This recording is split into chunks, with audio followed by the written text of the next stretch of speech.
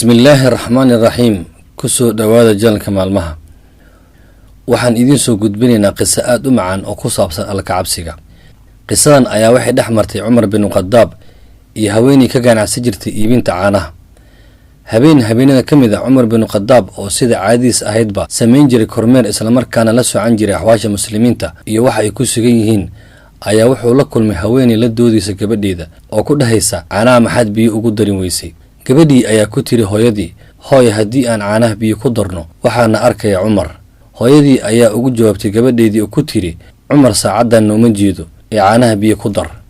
gabadhii oo ay ka muuqato cabsi iyo yaqiin ayaa hooyadii ku tiri, hooyo haddii uusan cumar noo jeedin, allihii cumar abuuray ayaana arkayo. cumar oo meesha marayay ayaa wuxuu maqlay sheekadan dhex martay hooyada iyo gabadheeda.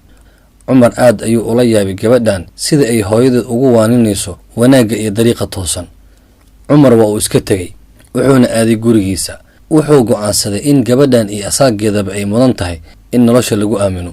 wuxuu u tegay wiilashiisa wuxuuna u bandhigay guurka gabadhan, maadaama ay tahay gabar akhlaaqdeedu wanaagsan tahay islamarkaana ay ka muuqato cabsida alle.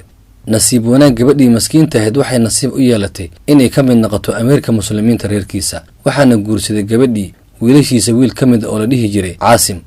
waxayna u dhashay gabar la yidhaahdo leyla. leylana waxay dhashay imaamkii caadilka ahaa ee umawiyiinta ee lagu magacaabi jiray cumar binu cabdicasiis. qisadani waxaynu ka faa'iideynaa in ay mar weliba wanaagsan tahay inaan camalkeenna alla u qaaliseelno, maxaa yeele wax weliba aynu samaynayno allawa oo ka warqabaa. waad ku mahadsan tahay daawashada muuqaalkan. haddii aad ku cusub tahay janalka maalmaha, fadlan sabiskaraab dheh, gamaleelkana riix si ay kuu soo gaaraan waxyaabaha cusub aan soo dhigi doono. mahadsanid.